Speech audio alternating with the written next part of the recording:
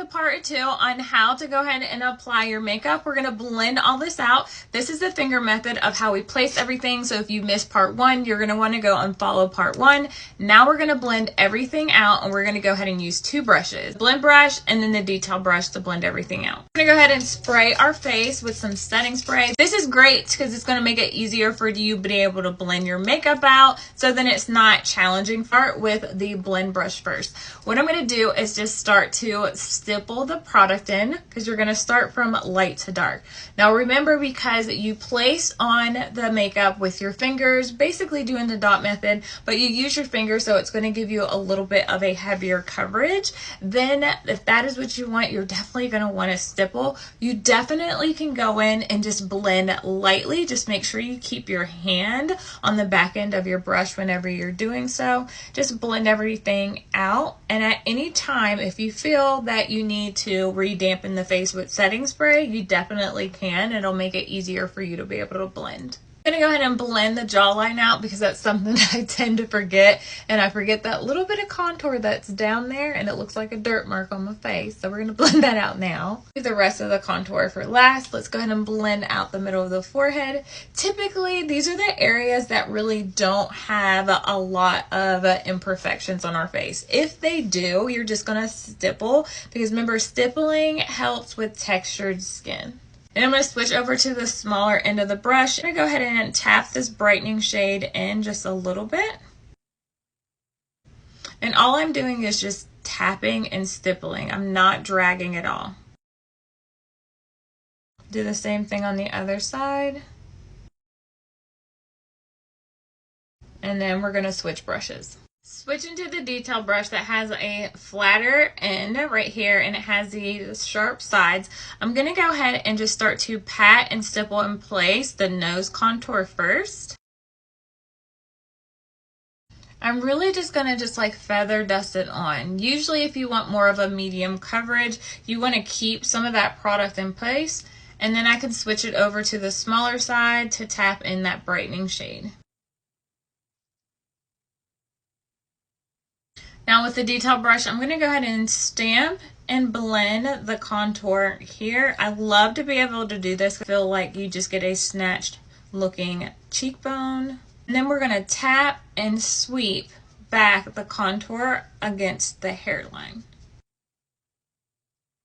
And you're going to do it ever so gentle. It's just a tap and sweep. I'm not doing it hard or pressing at all. And then when I get to the temple area and then the jawline, I'm going to go ahead and I'm going to blend it, and I'm going to rock and I'm rocking and blending it up this way to give me that lift and that curvature. This brush is going to hold a little bit more pigment because it's a denser brush. So if you like to have a chiseled cheekbone and you want to have a little bit more dimension or a fuller coverage, this brush is perfect. Then you can switch back to the blend brush and just make sure everything is nice and blended. You don't have any harsh lines. And of course, it's time for blush. We're going to go ahead and stipple on our blush. I'm going to just tap into it right out of my palette and then tap it on to my cheeks.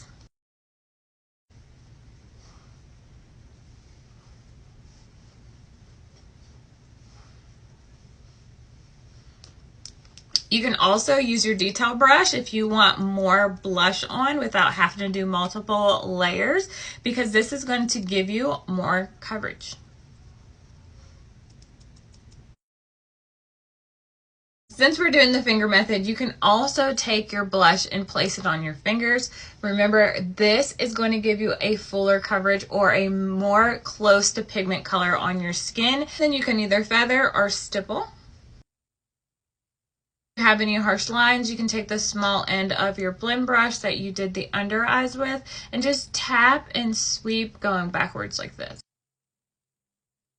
And that'll get rid of your harsh line. You don't need any more product on the brush, just what you have on the brush is just enough. The multitasker brush, and we're going to use the small end to line our lips using our bronzer. Switch to the bigger end and apply your lips, or use your finger. Before you go in and set with any setting spray, you're going to go over with a damp beauty blender just to make sure everything is seamless, you don't have any harsh lines, and pick up any extra product just in case you applied too much. Apply some of my bronzer with my beauty blender. This just gives it a more youthful and more natural blend when you're doing it. Plus, it's really easy for beginners to do it this way. Use the side of the beauty blender, apply illuminator. I love doing it like this because then I don't have to work as hard for it to blend out. Make sure that your beauty blender is nice and damp and wrung out. Your makeup, I like to spray with my setting spray. You're going to go ahead and spray with your setting spray and get ready for powder according to your skin type. Let everything dry before you apply any powder. I'm going to use some loose powder and a powder puff because I have oily skin. When you apply your powder, if you're using a puff, start from the bottom and then work your way up. That's how you blend out the finger method using the blend brush, the detail brush, and a beauty blender. That's it.